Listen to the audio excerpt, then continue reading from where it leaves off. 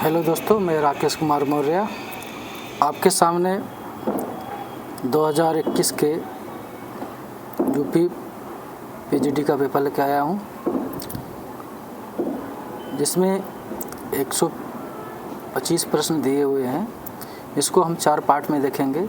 ठीक है दोस्तों, 4 पार्ट में 33 प्रश्नों का, और जो अंतिम पार्ट होगा वह 35 प्रश्न का रहेगा। ठीक दोस्तों, तो चलिए शुरू करते हैं। और इसमें कोई भी अगर प्रश्न का उत्तर गलत होए तो उसको हम संशोधित करने का भी प्रयास करेंगे। ठीक दोस्तों, उसको हम संशोधित करके आपके सामने सही प्रश्न को हम सही उत्तर लाएंगे, प्रश्नों का सही उत्तर लाएंगे। ठीक दोस्तों, तो चलिए पहला शुरू करते हैं प्रश्न। पहला प्रश्न कह रहा है, सिलेरू ऊर्जा संयंत्र संबंधित है। ऑप्शन ए प्राकृतिक गैस से, ऑप्शन बी है आणविक शक्ति से, ऑप्शन सी है जल विद्युत शक्ति से, और ऑप्शन डी है ताप विद्युत शक्ति से। तो दोस्तों, इसका जो सही उत्तर है वो है ऑप्शन सी, जल विद्युत शक्ति से। दोस्तों, यह आंध्र प्रदेश में स्थित है, सिलेरू जल विद्युत शक्ति। ठीक दोस्तों, अगला प्रश्न देखते हैं दोस्तों। दूसरा प्रश्न कह रहा है दोस्तों, किसी भी सेवा के लिए जनसंख्या सीमा की सही व्याख्या निम्नलिखित में से कौन सा कथन करता है। ऑप्शन ए है अधिकतम दूरी जो लोगों को सेवा का उपयोग करने के लिए तय करनी पड़ती है। बी कह रहा है सेवा को प्रारंभ करने के लिए न्यूनतम दूरी। सी कह रहा है सेवाओं के लिए आवश्यक न्यूनतम जनसंख्या, और डी कह रहा है सेवा के लिए आवश्यक अधिकतम जनसंख्या।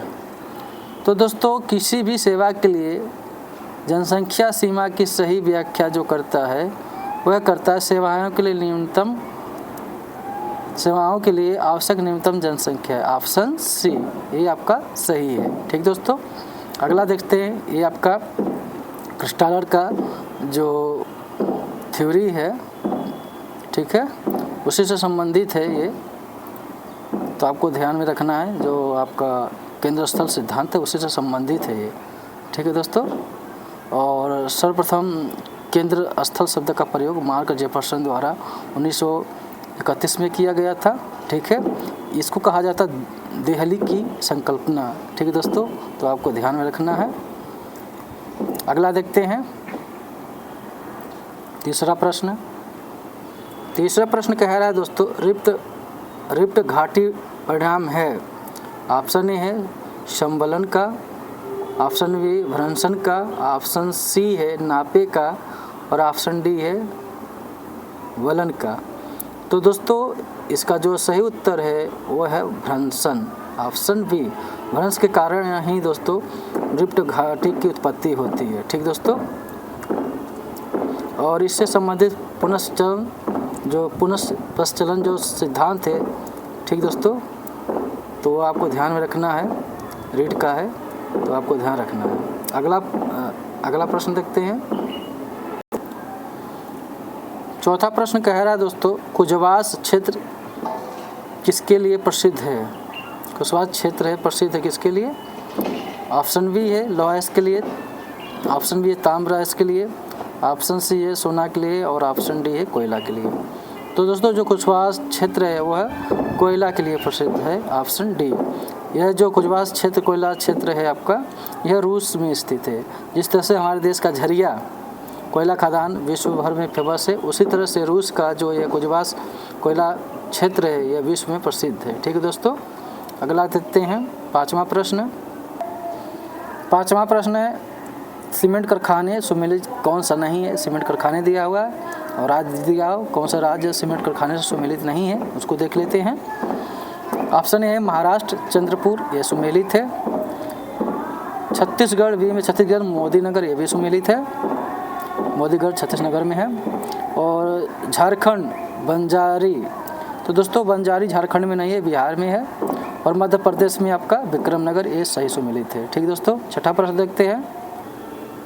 छठा प्रश्न कह रहा है दोस्तों, प्लेट शब्द का सर्वप्रथम प्रयोग किया। ऑप्शन ए है डिज, ऑप्शन बी है मैसन, ऑप्शन सी है ब्लैंकेट और ऑप्शन डी है टूजो विल्सन। तो दोस्तों सर्वप्रथम प्लेट शब्द का प्रयोग टूजो विल्सन द्वारा किया गया था 1965 में, और प्लेट विवर्तन जो सिद्धांत है उसका प्रतिपादन 1960-61 में हैरिस हैस और डीज ने द्वारा किया गया था। और अगर प्लेट विवर्तन की शब्द की बात करें तो इस शब्द का प्रयोग मॉर्गन और मुख्य रूप से पार्कर द्वारा किया गया था 1967 में। ठीक है दोस्तों, तो आपको ध्यान रखना है। अगला देखते हैं सातवां प्रश्न। सातवां प्रश्न कह रहा है दोस्तों, शीतोष्ण चक्रवात किन अक्षांशों के मध्य उत्पन्न होते हैं? ऑप्शन है 35 से 65 उत्तर और दक्षिणी अक्षांश, ऑप्शन बी है 40 से 70 उत्तर और दक्षिण अक्षांश, सी कह रहा है 30 से 60 उत्तर और दक्षिण अक्षांश, और डी कह रहा है 60 से 75 उत्तर और दक्षिण अक्षांश। तो दोस्तों इसका जो सही उत्तर है वो ऑप्शन ए 35 से 65 उत्तर और दक्षिण अक्षांश। ठीक दोस्तों, अगला प्रश्न देखते हैं। और ये जो उत्पन्न होते हैं ये पछुआ हवाओं के पेटी में ही उत्पन्न होते हैं, जहाँ पे उपध्रुवी और पछुआ हवाएं मिलती हैं वहाँ पे शीतोष्णकटिबंधीय चक्रवातों की उत्पत्ति होती है। ठीक दोस्तों, क्योंकि इसके लिए वाताग्र चाहिए, तो वाताग्र जहाँ पे ठंड और गर्म हवाएं मिलती वहीं पे उनका निर्माण होता है। ठीक दोस्तों, अगला देखते हैं आठवां प्रश्न। आठवां प्रश्न कह रहा है दोस्तों, सार्गेसो सागर किस महासागर का हिस्सा है? ऑप्शन ए है उत्तर अटलांटिक महासागर, ऑप्शन बी है दक्षिण अटलांटिक महासागर, ऑप्शन सी है प्रशांत महासागर, और ऑप्शन डी है उत्तरी आर्कटिक महासागर। तो दोस्तों जो सार्गेसो सागर है वो उत्तरी अटलांटिक महासागर का भाग है, ऑप्शन ए सही है। दोस्तों अगर हम सार्गेसो सागर की बात करें तो यह किस लिए जाना जाता है? ये दो कारणों से जाना जाता है। अटलांटिक महासागर के सबसे अधिक लवणता आपका जो इसी महासागर में मिलता है, सार्गेसो सागर, और इस महासागर में एक सागरी वनस्पति पाई जाती है सार्गेसम, इसी के नाम से इसका नाम हो सार्गेसो सागर पड़ा गया है दोस्तों। तो आपको ध्यान रखना। और ये जो महासागर है ये एक बंद तंत्र है, हवा जो विभिन्न प्रकार के धाराओं से घिरा हुआ है, उष्ण और ठंडी धाराओं से घिरा हुआ है, इसलिए एक बंद तंत्र है, और इसी कारण से इसमें किसी भी धारा का मेल नहीं हो पाता, जिसके कारण इसका तापमान सबसे अधिक तापमान भी इसमें मिलता है अटलांटिक महासागर का, और सबसे ज़्यादा खारापन भी इसी में मिलता है। तो आप दोस्तों आपको ये ध्यान में रखना है। नौवां प्रश्न देखते हैं। नौवां प्रश्न, जापान के अंतर्गत सबसे बड़ा द्वीप कौन सा है? ऑप्शन ए है हेकेंडो, ऑप्शन बी है होन्शु, ऑप्शन सी है क्यूशु, और डी है शिकोकू। तो दोस्तों इसका जो सही उत्तर है वो है आपका बी होन्शु। होन्शु सबसे बड़ा द्वीप है, उसके बाद आता होकेंडो, उसके बाद आता क्यूशु और शिकोकू। तो दोस्तों अगर हम होकेंडो की बात करें तो सबसे उत्तर में है, और होन्शु की बात करें तो ये आपका मध्य में पड़ता है, और इसी होन्शु पर ही टोक्यो महाद्वीप नहीं सर, टोक्यो शहर, टोक्यो राजधानी जो है जापान की वो है उत्तरी पूर्वी द्वीप पे स्थित है। तो आपको ये ध्यान रखना है। ठीक है। 10वां प्रश्न कह रहा है दोस्तों, ओजोन परत अवस्थित है? ऑप्शन ए है क्षोभ मंडल में, ऑप्शन बी क्षोभ सीमा में, ऑप्शन सी है प्रकाश मंडल में, और ऑप्शन डी है समताप मंडल में। तो दोस्तों जो ओजोन परत है वह समताप मंडल में स्थित है, ऑप्शन डी। और दोस्तों ओजोन परत का जो कार्य होता है वह सूर्य से आने वाली परावैंगनी किरणों को अवशोषित करने का कार्य करता है, इसलिए इसको पृथ्वी का रक्षा कवच भी कहा जाता है। अगला प्रश्न देखते हैं दोस्तों, 11वां प्रश्न। 11वां प्रश्न कह रहा है दोस्तों, निम्नलिखित में से कौन सा एक कथन सत्य है? ऑप्शन ए है वेंगुला प्रशांत महासागर की एक ठंडी धारा है। दोस्तों यही गलत है, ये प्रशांत महासागर की नहीं, ये अटलांटिक महासागर की ठंडी जल धारा है। बी कह रहा कर्क एवं मकर रेखाओं के मध्य अधिकतम महासागरीय लवणता पाई जाती है, सही है। सी कह रहा है सूर्य, अच्छा कौन सा सत्य है ना, सत्य कह रहा है, हमने सोचा कि कौन सा असत्य है। तो आप दोस्तों यही आपको ध्यान रखना कौन सा असत्य है, सत्य और असत्य की। ठीक है दोस्तों, हम भी कन्फ्यूजन में हो गए थे, तो पहला गलत हो गया क्योंकि वह आपका सत्य है, असत्य है। सत्य यहाँ पे देखना है, पहला असत्य है, क्योंकि यह प्रशांत अटलांटिक महासागर की ठंडी धारा है। बी कह रहा है कर्क एवं मकर रेखाओं के मध्य अधिकतम महासागरीय लवणता पाई जाती है। सही, यही सही, आपका बी सही है, क्योंकि कर्क और मकर रेखाओं के मध्य अधिकतम तापमान पाया जाता है। इसी कारण से यहाँ पे समुद्री लवणता सबसे अधिक देखने को मिलती है। सी कह रहा है सूर्य, चंद्रमा और पृथ्वी एक सीधे में होते हैं, लघु ज्वार आता है।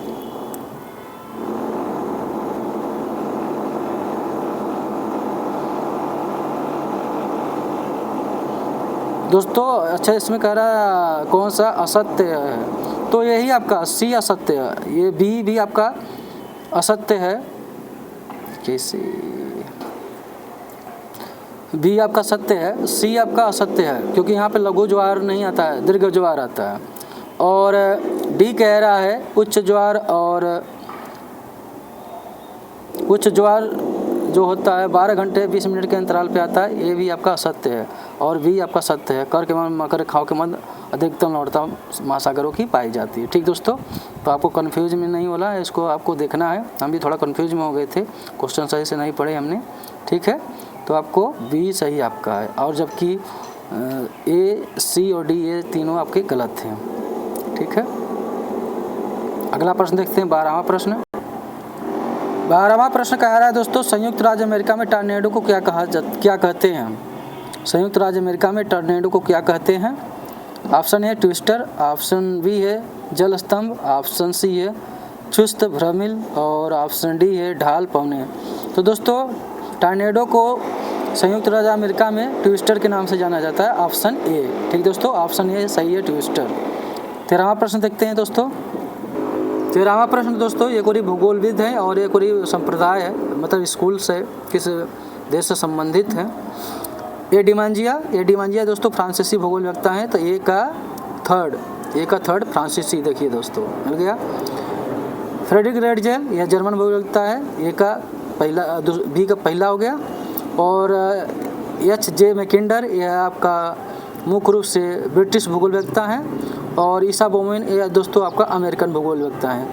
तो अगर देखा जाए ए का थर्ड किस में आ रहा है देखते हैं दोस्तों, सी में आ रहा है। तो इसका मतलब दोस्तों ये सी ही आपका सही है। ठीक दोस्तों, अगला देखते हैं 14वां प्रश्न। 14वां प्रश्न कह रहा है दोस्तों, निम्न में से कौन सी नदी डेल्टा का निर्माण नहीं करती? Option A Ganga, option B है यमुना, ऑप्शन सी है कावेरी, और ऑप्शन डी है नर्मदा। तो दोस्तों इसमें जो डेल्टा का निर्माण नहीं करती है दोस्तों नर्मदा डेल्टा का निर्माण नहीं करती है, जो नदमुख का निर्माण करती है, जिसको एस्चुरी कहा जाता है। दोस्तों अगर हम नर्मदा की बात करें, यह पश्चिम की ओर बहने वाली सबसे बड़ी नदी है भारत में जो निकलती है और भारत में ही जाकर गिर जाती है। और अगर हम बात करें नर्मदा, जो कभी कभी ये भी प्रश्न पूछा जाता है, वो कौन सी नदी है जो भूमध्य रेखा के समानांतर, भूमध्य रेखा नहीं दोस्तों, कर्क रेखा के समानांतर बहती है, तो वह है दोस्तों नर्मदा। और एक और प्रश्न आता है कि वह कौन सा भारतीय नदी है जो कर्क रेखा को 2 बार काटती है, तो है आपका माही नदी। ठीक दोस्तों, तो आपको ध्यान में रखना है। अगला प्रश्न देखते हैं, 15वां प्रश्न। 15वां प्रश्न कह रहा है दोस्तों, कासमास किसने लिखा था? ऑप्शन ए है रीटर, ऑप्शन बी है हम्बोल्ट, ऑप्शन सी है रेडजेल, और ऑप्शन डी है हटिंगटन। तो दोस्तों हम्बोल्ट ने कासमास लिखा था 1845 में, और यह 5 खंडों में इन्होंने लिखा था। ठीक दोस्तों, तो आपको ध्यान होना चाहिए। 16वां प्रश्न कह रहा है दोस्तों, निम्नलिखित में से किस राज्य की सबसे लंबी तटरेखा है? ऑप्शन ए है तमिलनाडु, ऑप्शन बी है महाराष्ट्र, ऑप्शन सी है केरल, और ऑप्शन डी है गुजरात। तो दोस्तों इसका जो सही उत्तर है वो है गुजरात, डी, ऑप्शन डी, जो सबसे बड़ी तटरेखा है, उसके बाद आता है आंध्र प्रदेश का। ठीक दोस्तों, अगला देखते हैं 17वां प्रश्न। 17वां प्रश्न कह रहा है दोस्तों, भारत का अंतर्राष्ट्रीय व्यापार की दृष्टि से सबसे महत्वपूर्ण बंदरगाह है। Option A Kochi, option B है Mumbai, option D Haldia, option C Haldia, और ऑप्शन डी है कांडला। तो दोस्तों इसका जो सही उत्तर है वो ऑप्शन डी कांडला सबसे महत्वपूर्ण बंदरगाह है व्यापारिक दृष्टि से। ठीक दोस्तों, 18वां प्रश्न देखते हैं। 18वां प्रश्न कह रहा है दोस्तों, डिमांजिया ने मकानों का वर्गीकरण किस आधार पर किया है? ऑप्शन ए है कार्यों के आधार पर, ऑप्शन बी है निर्माण सामग्री के आधार पर, ऑप्शन सी है पारस्परिक दूरी के आधार पर, और ऑप्शन डी है आकार के आधार पर। तो दोस्तों डिमांजिया ने अधिवासों का जो वर्गीकरण किया है वह कार्य के आधार पर किया है, ऑप्शन ए। ठीक दोस्तों, ऑप्शन ए कार्य के आधार पर। अगला प्रश्न देखते हैं दोस्तों। भू अभिनति को चारों ओर से घेरने वाले दृढ़ भूखंड को कोबर द्वारा नाम दिया गया है, ऑप्शन है ओरोजन, ऑप्शन बी प्रायरम्फ, ऑप्शन सी है स्विसेन गिबर्गे और ऑप्शन डी है क्रेटोजोन। तो दोस्तों जो भूखंड को चारों ओर से या अभोन्नति के चारों ओर से घिरे रहे होते हैं उनको क्रोबर ने क्रेटोजोन का नाम दिया, ऑप्शन डी। दोस्तों अगर ओरोजोन की बात करें यह गिलबर्ट महोदय द्वारा शब्द दिया गया है, अगर प्रायरम्फ की बात करें यह पिंक द्वारा दिया गया है, और क्रोटोजोन और स्विसेनबर्ग जो दिया गया है ये आपका क्रोबर द्वारा शब्द दिया गया है। ठीक दोस्तों, 20वां प्रश्न देखते हैं। दोस्तों 20वां प्रश्न जो है आयोग द्वारा डिलीट कर दिया गया क्योंकि विवादित प्रश्न था, क्योंकि इसमें से 2-3 प्रश्न जो ऑप्शन है वो सुमेलित नहीं थे, तो इसको हम नहीं देखेंगे। 21वां प्रश्न देखते हैं। 21वां प्रश्न कह रहा है दोस्तों, जैव विविधता हॉटस्पॉट शब्दावली का प्रयोग सर्वप्रथम निम्न में से किसके द्वारा किया गया? ऑप्शन ए है नॉर्मन मायर, ऑप्शन बी है DR बाटिस, ऑप्शन सी है CJ बैरो, ऑप्शन डी है डी कैस्ट्री। तो दोस्तों इसका जो सही उत्तर है वो ऑप्शन ए नॉर्मन मायर ने मुख्य रूप से जैव विविधता शब्द का प्रयोग किया था। ठीक दोस्तों, जैव विविधता हॉटस्पॉट शब्द का प्रयोग किया था। अगला प्रश्न देखते हैं दोस्तों। 22वां प्रश्न कह रहा है दोस्तों कि निम्नलिखित में से कौन सा एक कथन असत्य है? निम्नलिखित में से कौन सा एक प्रश्न असत्य है? ऑप्शन ए है गोलार्ध की उत्तरी गोलार्ध की औसत लवणता दक्षिण गोलार्ध से कम है, ये सही है। बी कह रहा है गल्फ स्ट्रीम यूरोप के उत्तरी पश्चिमी तट पर लवणता बढ़ा देती है, ये भी सही है। सी कह रहा है प्रति चक्रवाती दशाएं लवणता को घटा देती है। दोस्तों यही आपका सुमेलित नहीं है। और डी कह रहा है भूमध्य सागर के पूर्वी भाग में पश्चिम भाग की तुलना में अधिक लवणता पाई जाती, ये भी सही है, जबकि आपका सी सही नहीं है। ठीक दोस्तों, सी आपका सही नहीं है। 23वां प्रश्न दोस्तों, कोकोज किलिंग बेसिन कहाँ स्थित है? ऑप्शन है हिंद महासागर, ऑप्शन बी है प्रशांत महासागर, ऑप्शन सी आर्कटिक महासागर और ऑप्शन डी है उपयुक्त में से कोई नहीं। तो दोस्तों जो कोकोज किलिंग बेसिन स्थित है वह हिंद महासागर में स्थित है, ऑप्शन ए। तो आपको ध्यान रखना है दोस्तों। अगर आप हमारी YouTube channel RK Geo World 0.2 से अगर नहीं जुड़े हैं तो आप ज़रूर जुड़ जाइए और अपनी तैयारी को बेहतरीन बनाइए। दोस्तों हम टेस्ट सीरीज भी करा रहे हैं नेट के लिए, GIC GDC के लिए और आपके PGT के लिए, UP PGT के लिए भी करा रहे हैं और अदर स्टेट की जितनी भी PGT है उसके लिए भी करा रहे हैं। दोस्तों हमने अपने टेस्ट सीरीज में जो 20 प्रश्नों का एक श्रृंखला है, हमने जिसमें बेहतरीन प्रश्नों को सम्मिलित किया है जो भूगोल के विभिन्न क्षेत्रों से संबंधित है। अगर आप हमारे YouTube चैनल से नहीं जुड़े तो आप ज़रूर जुड़ें और हमारे टेस्ट सीरीज को एक बार ज़रूर देखें, जो निःशुल्क है, आपसे कोई भी शुल्क नहीं लिया जाएगा। आप जाके देखिए कि हमारे प्रश्नों का कलेक्शन कैसा है, बहुत ही महत्वपूर्ण है दोस्तों, जो बार बार एग्जामों में पूछे भी गए हैं और पूछे जाने की संभावना भी है। तो एक बार ज़रूर देखें, कुछ ऐसे भी प्रश्न मिलेंगे जो कहीं नहीं पूछा गया है और बहुत ही अच्छे प्रश्न हैं, बहुत अच्छे लेवल के प्रश्न हैं दोस्तों। एक बार ज़रूर जाके हमारे YouTube channel RK Geo World 0.2 पे आप ज़रूर जाके देखें। ठीक है दोस्तों, अगला प्रश्न देखते हैं। 24वां प्रश्न। 24वां प्रश्न कह रहा है दोस्तों, वातावरण निश्चयवाद की विचारधारा का जन्म किस देश में हुआ था? तो दोस्तों वातावरण निश्चयवाद विचारधारा का जो जन्म हुआ था वह जर्मनी में हुआ था, ऑप्शन ए। संभववाद विचारधारा का जन्म फ्रांस में हुआ था और अगर वही नवनिश्चयवाद की बात करें तो उसका जो जन्म हुआ था वह भी अमेरिका में हुआ था, ग्रिफिथ टेलर के द्वारा। ठीक दोस्तों, अगला देखते हैं 25वां प्रश्न। 25वां प्रश्न कह रहा है दोस्तों, हरित क्रांति इस शब्दावली का प्रयोग सर्वप्रथम किसने किया? ऑप्शन ए है doctor William Gaud, option B है doctor Norman Borlaug, option C है डॉक्टर स्वरूप सिंह और ऑप्शन डी है रिचर्ड बैडफील्ड। तो दोस्तों सर्वप्रथम हरित क्रांति शब्दावली का जो प्रयोग किया था वो डॉक्टर विलियम गॉड ने किया था, ऑप्शन ए। अगला प्रश्न देखते हैं दोस्तों, 26वां प्रश्न। 26वां प्रश्न कह रहा है दोस्तों, वितलीय मैदान में पाए जाते हैं, किस में पाए जाते हैं? ऑप्शन ए है निम्न नदी घाटियों में, ऑप्शन बी है महासागरीय खाइयों, ऑप्शन सी है अंतर महासागरीय कंदराओं और ऑप्शन डी है गहरे महासागरीय मैदानों। तो दोस्तों इसका जो सही उत्तर है वो ऑप्शन डी, गहरे महासागरीय मैदानों में मुख्य रूप से वितलीय मैदान पाए जाते हैं सबसे गहराई में। ठीक दोस्तों, अगला प्रश्न देखते हैं 27वां प्रश्न।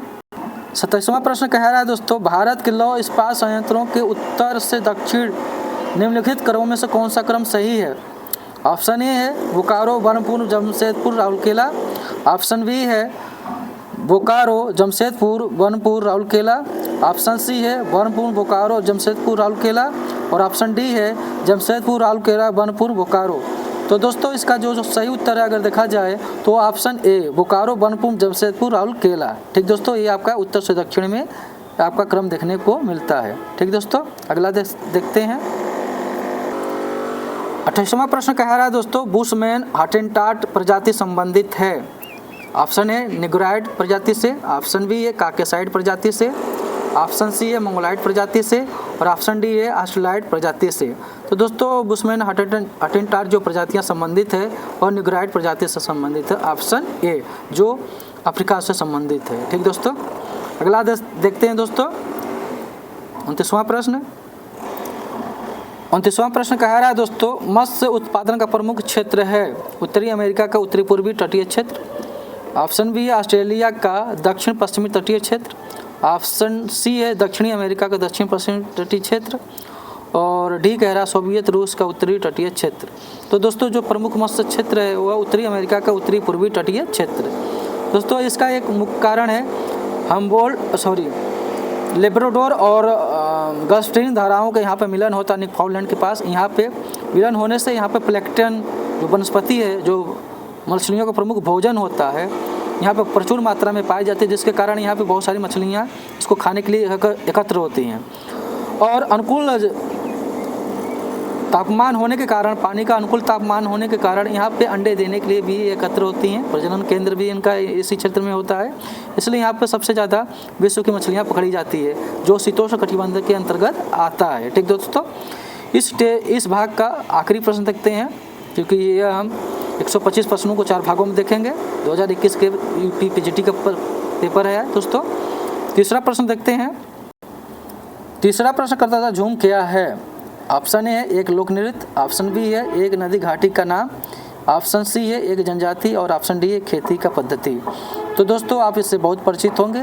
दोस्तों जो झूम है वह खेती की एक पद्धति है जो भारत के उत्तरी पूर्वी क्षेत्र में की जाती है। ठीक दोस्तों, तो ये रहा दोस्तों 30 प्रश्न।